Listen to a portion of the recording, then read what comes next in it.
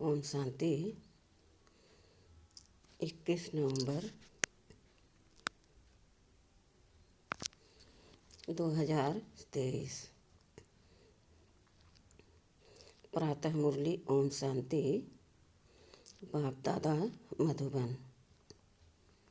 मीठे बच्चे, सेकंड में मुक्ति और जीवन मुक्ति प्राप्त करने के लिए मन मना भाव मध्य जीभव बाप को यथार्थ पहचान कर याद करो और सबको बाप का परिचय दो। प्रश्न: किस नशे के आधार पर ही तुम बाप का शो कर सकते हो? उत्तर: नशा हो कि हम अभी भगवान के बच्चे बने हैं, वह हमें पढ़ा रहे हैं, हमें ही सब मनुष्य मात्र को सच्चा रास्ता बताना है। हम अभी संगम युग पर हैं, हमें अपनी रायल चलन से बाप का नाम बाला करना है।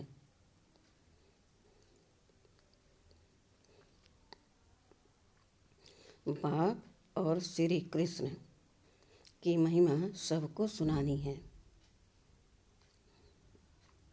गीत: आने वाले कल की तुम तकदीर हो। ओम शांति।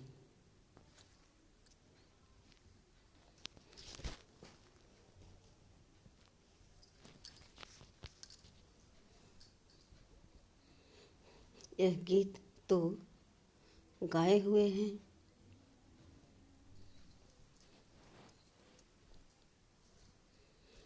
स्वतंत्रता सेनानियों के।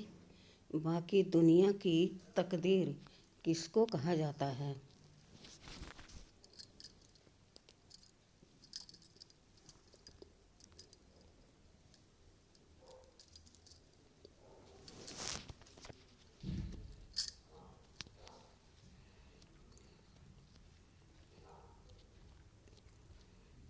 यह भारतवासी नहीं जानते हैं। सारी दुनिया का प्रश्न है। सारी दुनिया की तकदीर बदल हेल से हेवन बनाने वाला कोई मनुष्य हो नहीं सकता।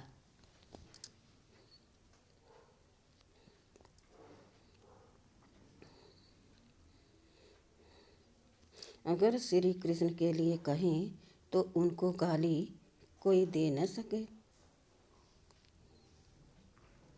मनुष्य यह भी नहीं समझते कि श्री कृष्ण ने चौथ का चंद्रमा कैसे देखा, जो कलंक लगा।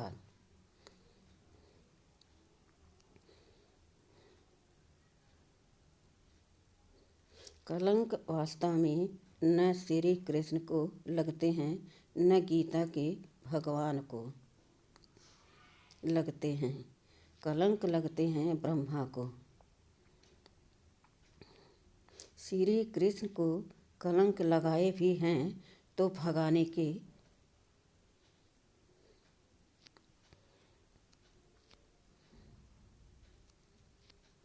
शिव बाबा का तो किसको भी पता नहीं है। ईश्वर के पिछाड़े भागे हैं ईश्वर, परंतु ईश्वर तो गाली खा न सके। न ईश्वर को न श्री कृष्ण को गाली दे सकते। दोनों की महिमा जबरदस्त है।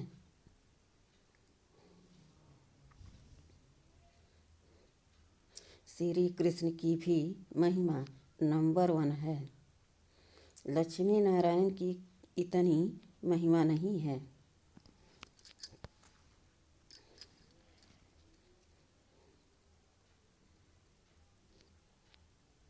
क्योंकि वह शादीशुदा हैं। श्री कृष्ण तो कुमार हैं, इसलिए उसकी महिमा ज़्यादा है। भला लक्ष्मी नारायण की महिमा भी ऐसे ही गाएंगे। 16 कला संपूर्ण संपूर्ण निर्विकारी श्री कृष्ण को तो फिर द्वापर में दिखाया है। समझते हैं यह महिमा अपरम अपार से चली आई है। इन सब बातों को भी तुम बच्चे जानते हो। यह तो ईश्वरी नॉलेज है। ईश्वर ने ही रामराज स्थापन किया है। रामराज को मनुष्य समझते नहीं हैं। बाप ही आकर इन सब की समझ देते हैं।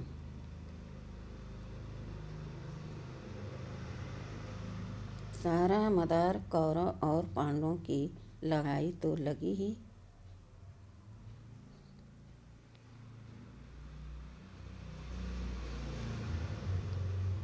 सारा मदार है गीता पर। गीता में ही रंग लिख दिया है। कौरव और पांडवों की लड़ाई तो लगी ही नहीं तो अर्जुन की बात ही नहीं। यह तो बाप बैठ पाठशाला में पढ़ाते हैं।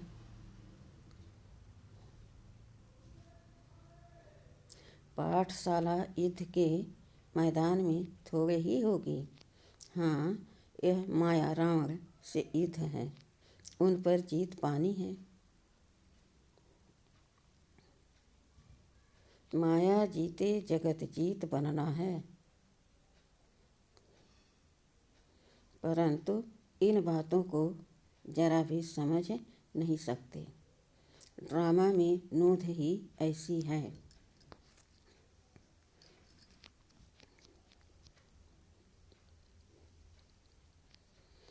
उन्हों को पिछाड़ी में आकर समझना है।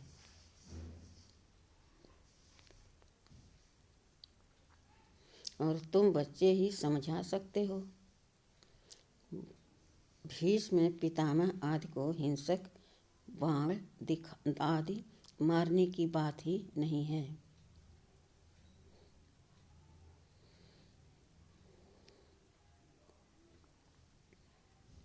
शास्त्रों में तो बहुत ही बातें लिख दी हैं। माताओं को उनके पास जाकर टाइम लेना चाहिए। बोलो, हम आपसे इस संबंध में बात करना चाहते हैं। यह गीता तो भगवान ने गाई है।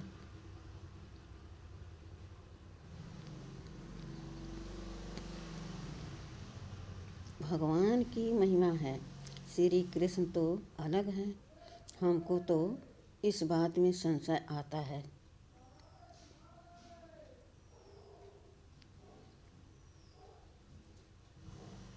रुद्र भगवान वाच उनका यह रुद्र ज्ञान यज्ञ है।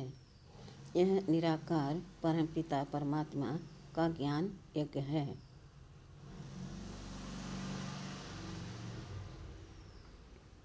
मनुष्य फिर कहते श्री कृष्ण भगवान वाच। भगवान तो वास्तव में एक को ही कहते हैं। उनकी फिर महिमा लिखनी चाहिए।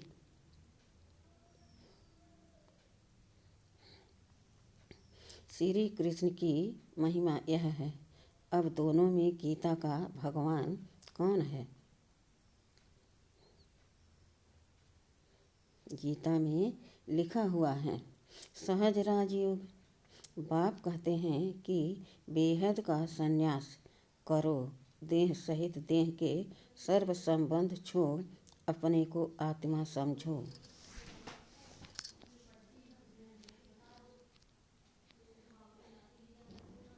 मन मना भव, मध्याजी भव। बाप समझाते तो बहुत अच्छी रीति से हैं।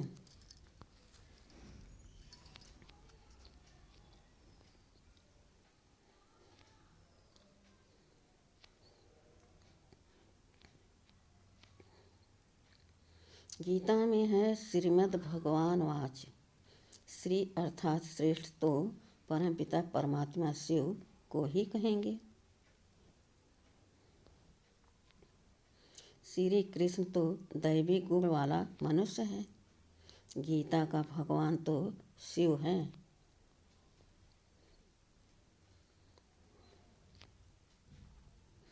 जिसने राजयोग सिखाया है, बरोबर पिछाड़ी में सब धर्म विनाश हो, एक धर्म की स्थापना हुई है।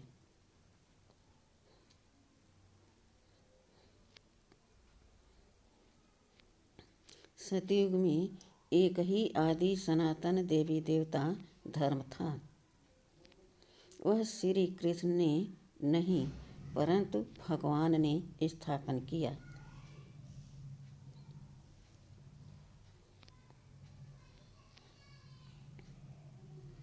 उनकी महिमा यह है, उनको तत्वमेव मातच्च पिता कहा जाता है।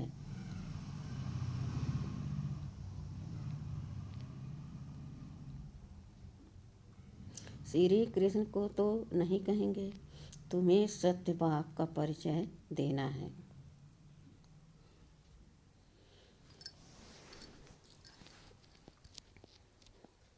तुम समझा सकते हो कि भगवान ही लिबरेटर और गाइड है, जो सबको ले जाते हैं।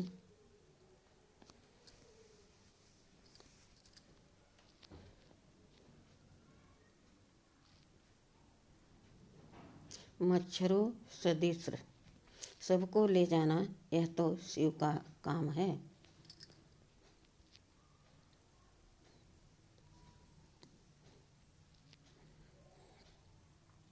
सुप्रीम अक्षर भी बड़ा अच्छा है, तो शिव परमपिता परमात्मा की महिमा अलग, श्री कृष्ण की महिमा अलग, दोनों सिद्ध कर समझानी है।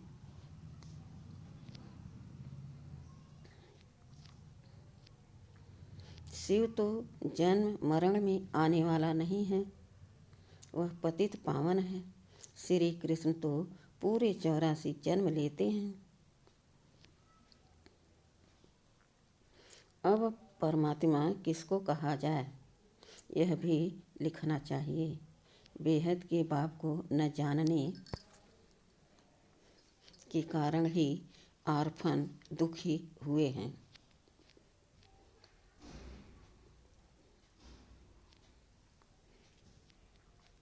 सतयुग में जब धड़के बन जाते हैं तो जरूर सुखी होंगे।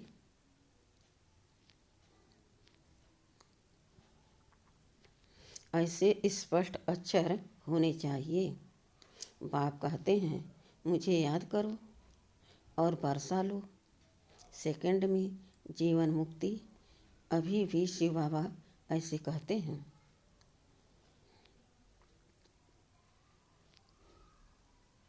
महिमा पूरी लिखनी है। शिवाय नमः, उनसे स्वर्ग का वर्षा मिलता है।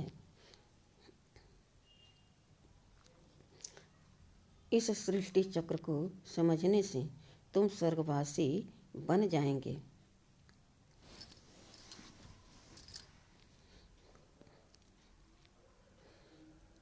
अब जज करो, राइट क्या है। तुम बच्चों को सन्यासियों के आश्रम में जाकर पर्सनल मिलना चाहिए।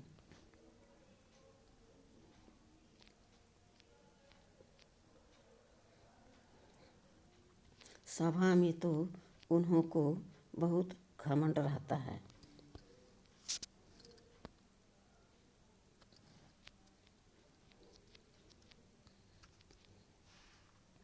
तुम बच्चों की बुद्धि में यह भी रहना चाहिए कि मनुष्यों को सच्चा रास्ता कैसे बताएं।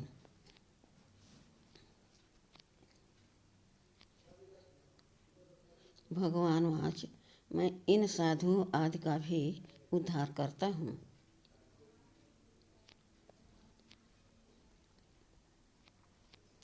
लिबरेटर अक्षर भी है। बेहद का बाप ही कहते हैं, मेरे बनो फादर सोज सन, फिर सन सोज फादर। श्री कृष्ण को तो फादर नहीं कहेंगे।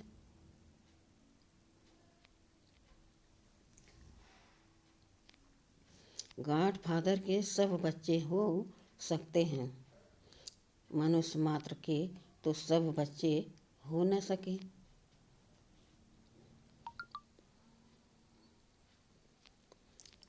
तो तुम बच्चों को समझाने का बड़ा नशा होना चाहिए।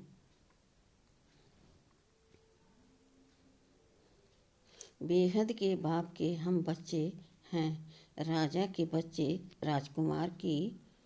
तुम चलन तो देखो कितनी रायल होती है, परंतु उस बिचारे पर, श्री कृष्ण पर तो भारतवासियों ने कलंक लगा दिए हैं।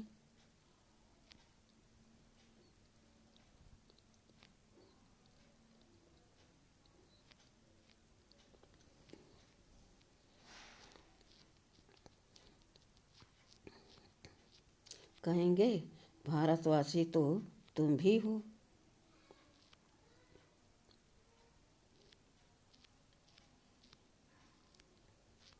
बोलो हाँ, हम भी हैं,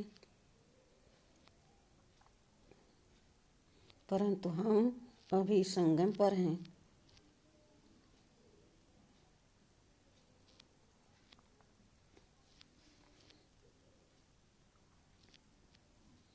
हम भगवान के बच्चे बने हैं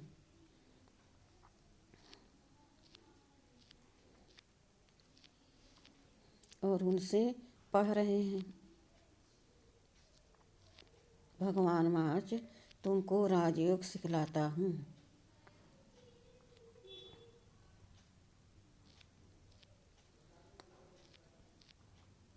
श्री कृष्ण की बात हो नहीं सकती।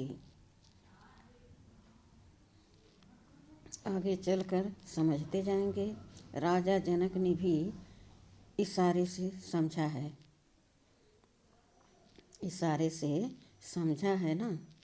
परम पिता परमात्मा को याद किया और ध्यान में चला गया। ध्यान में तो बहुत जाते रहते हैं। ध्यान में निराकारी दुनिया और वैकुंठ देखेंगे। यह तो जानते हो, हम निराकारी दुनिया के रहने वाले हैं। परम धाम से यहाँ आकर पार्ट बजाते हैं।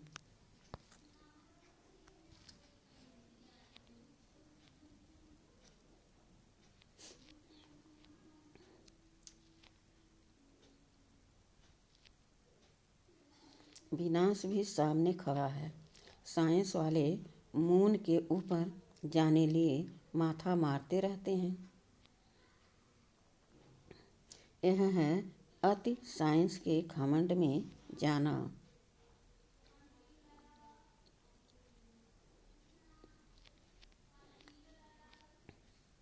जिससे फिर अपना ही विनाश करते हैं।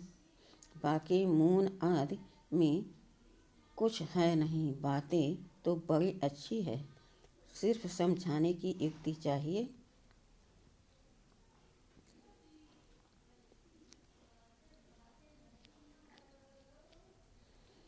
हमको शिक्षा देने वाला ऊंच ते ऊंच बाप है।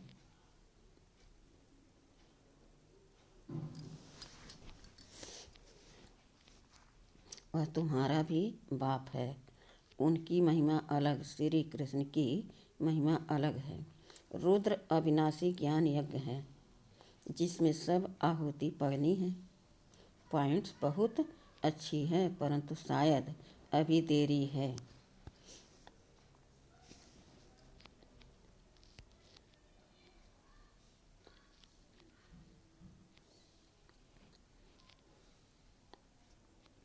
यह पॉइंट भी अच्छी है।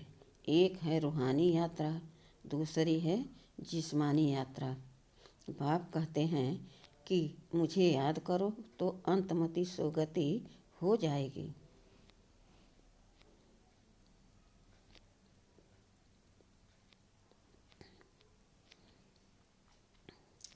इस स्पिरिचुअल फादर के बिना और कोई सिखला न सके।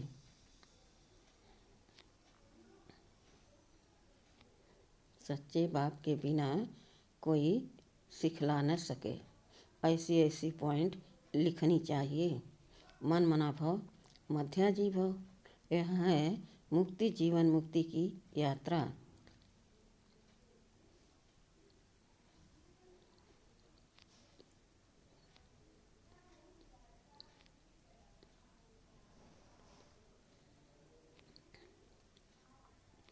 यात्रा तो बाप ही कराएंगे, श्री कृष्ण तो करा न सके। याद करने की ही आदत डालनी है। इतना याद करेंगे उतना खुशी होगी। परंतु माया याद करने नहीं देती है।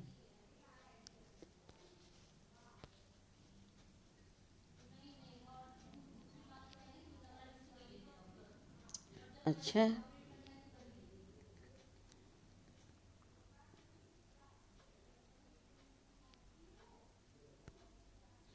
मीठे मीठे सीखी लदे बच्चों प्रति मात पिता बाप दादा का याद प्यार और गुड मॉर्निंग।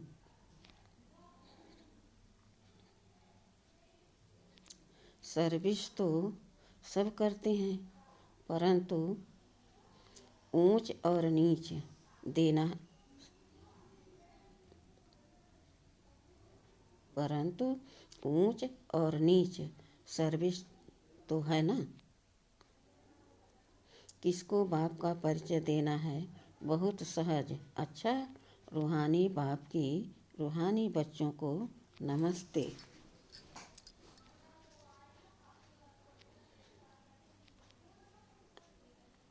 हम रूहानी बच्चों की रूहानी बाप दादा को याद प्यार और गुड मॉर्निंग और नमस्ते नमस्ते नमस्ते। शुक्रिया बाबा, शुक्रिया। वाह बाबा, वाह वाह मेरा भाग्य, वाह। रात्रि क्लास। जैसे पहाड़ों पर हवा खाने रिफ्रेश होने जाते हैं, घर व ऑफिस में रहने से बुद्धि में काम रहता है। बाहर जाने से ऑफिस के ख्याल से फ्री हो जाते हैं। यहाँ भी बच्चे रिफ्रेश होने के लिए आते हैं।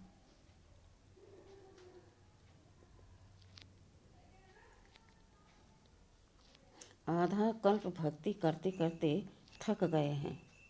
पुरुषोत्तम संगम युग पर ज्ञान मिलता है। ज्ञान और योग से तुम रिफ्रेश हो जाते हो।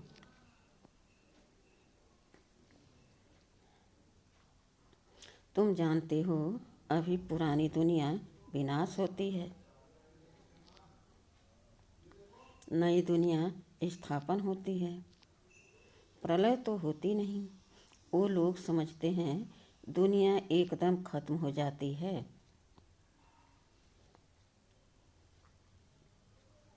परंतु नहीं, चेंज होती है। यह है ही नरक, पुरानी दुनिया।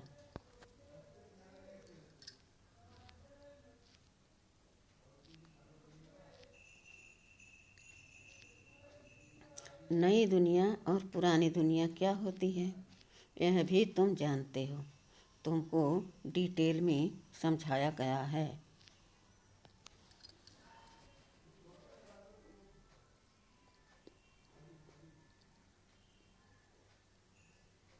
तुम्हारी बुद्धि में विस्तार है, सो भी नंबरवार पुरुषार्थ अनुसार।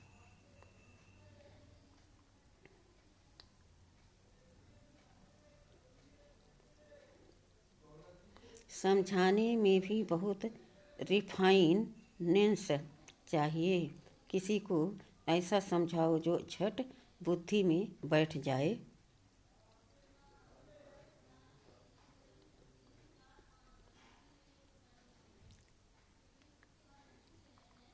कई बच्चे कच्चे हैं जो चलते चलते टूट पड़ते हैं। भगवान वाच भी है, आश्चर्यवत सुनंती कथंती। यहाँ है माया से युद्ध, माया से मरकर ईश्वर का बनते हैं, फिर ईश्वर से मरकर माया के बन जाते हैं। एडाप्ट हो फिर फारकती दे देते हैं। माया बड़ी प्रबल है।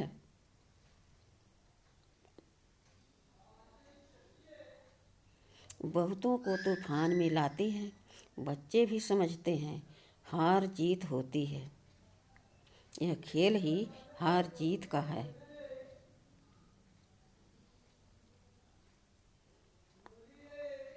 पांच विकारों से हारे हैं, अभी तुम जीतने का पुरुषार्थ करते हो।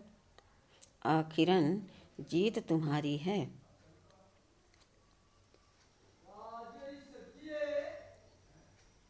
जब बाप के बने हो तो पक्का बनना चाहिए।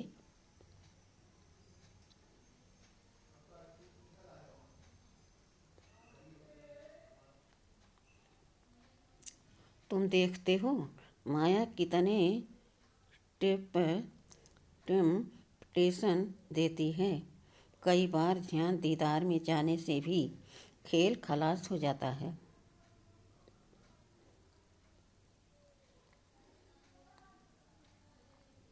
तुम बच्चों को तुम बच्चों की बुद्धि में है। अब 84 जन्म का चक्र लगाकर पूरा किया है। देवता क्षत्रिय वैश्य शूद्र बने।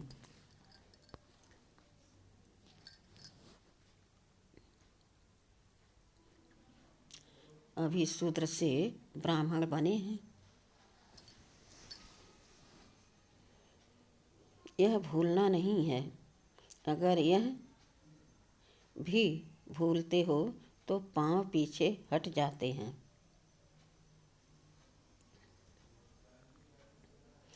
फिर दुनियावी बातों में बुद्धि लग जाती है।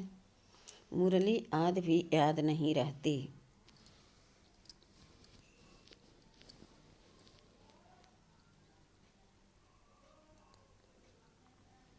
याद की यात्रा भी डिफिकल्ट भासती है। यह भी वंडर है।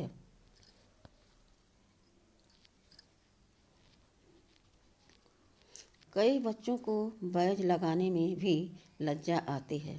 यह भी देह अभिमान है ना। गाली तो खाती ही है। श्री कृष्ण ने कितनी गाली खाई। श्री कृष्ण ने कितनी गाली खाई है।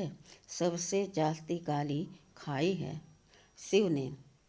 फिर श्री कृष्ण ने फिर सबसे जास्ती गाली खाई है। राम में नंबरवार हैं। डिफेम करने से भारत की कितनी ग्लानि हुई है। तुम बच्चों को इसमें डरना नहीं है। अच्छा, मीठे मीठे सिकिलदे बच्चे प्रति माता पिता बाप दादा का याद प्यार और गुड नाइट। धारणा के लिए मुख्य सार। पहला, बुद्धि से बेहद का संन्यास कर रूहानी यात्रा पर तत्पर रहना है।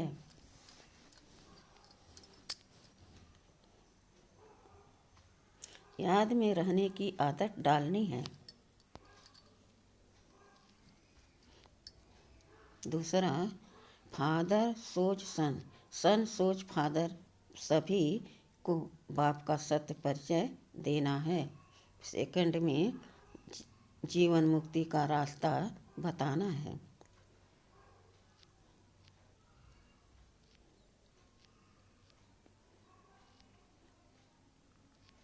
वरदान, मनसा और वाचा के मेल द्वारा जादू मंत्र करने वाले नवीनता और विशेषता संपन्न भव। मनसा और वाचा दोनों का मिलन जादू मंत्र का काम करता है। इससे संगठन की छोटी छोटी बातें ऐसे समाप्त हो जाएंगी जो आप सोचेंगे कि यह तो जादू हो गया।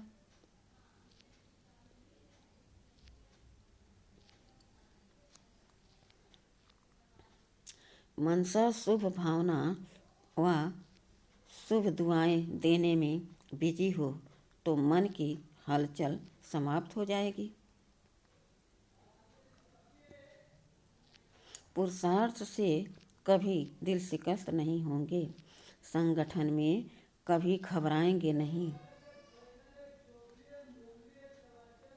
मनसा वाचा की सम्मिलित सेवा से विहंग मार्ग की सेवा का प्रभाव देखेंगे। अब सेवा में इसी नवीनता और विशेषता से संपन्न बनो।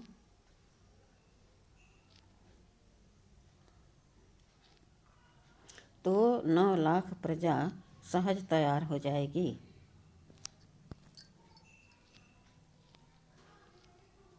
स्लोगन: बुद्धि यथार्थ निर्णय तब देगी जब पूरे पूरे वाइसलेस बनेंगे।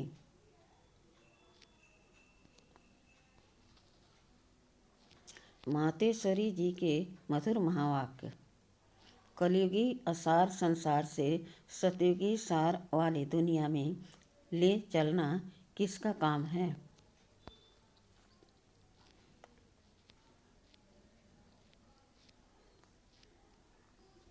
इस कलयुगी संसार को असार संसार क्यों कहते हैं? क्योंकि इस दुनिया में कोई सार नहीं है, माना कोई भी वस्तु में वो ताकत नहीं रही।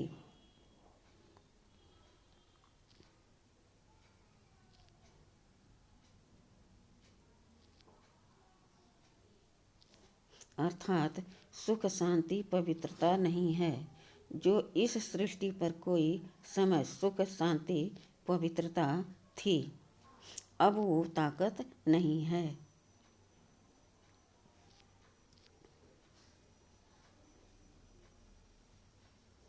क्योंकि इस सृष्टि में 5 भूतों की प्रवेशता है, इसलिए ही इस सृष्टि को भय का सागर अथवा कर्म बंधन का सागर कहते हैं। इसलिए ही मनुष्य दुखी हो परमात्मा को पुकार रहे हैं।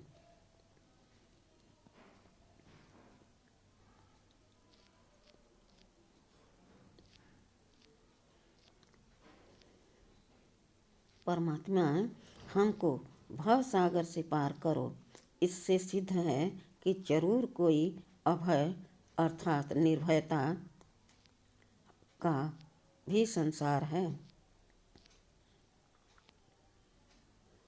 जिसमें चलना चाहते हैं। इसलिए इस संसार को पार का सागर कहते हैं। इस संसार को पाप का सागर कहते हैं।